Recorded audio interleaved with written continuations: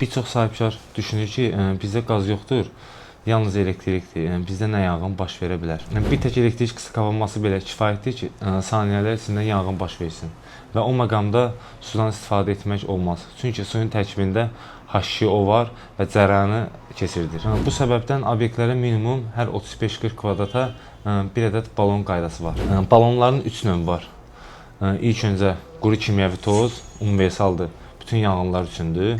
İkinci növbədə CO2, soyuq sıxılmış buz. Bu əsasən tədris yerləri, kitabxanalar üçündür, idealdır, iz qoymur. Üçüncü növbədə köpüklü yanğın balonu. Bu balondakı maye yerlərə, yağlı yerlərə istifadə etmək olur. Ən çox verilən suallardan biri də budur ki, niyə ildə bir dəfə yenilənir bu? Çünki bunun balonun istehsal zəmanəti 1 ildir və onun içindəki kimyəvi tozun da zəmanəti 1 ildir və təzyiq yoxlanılır.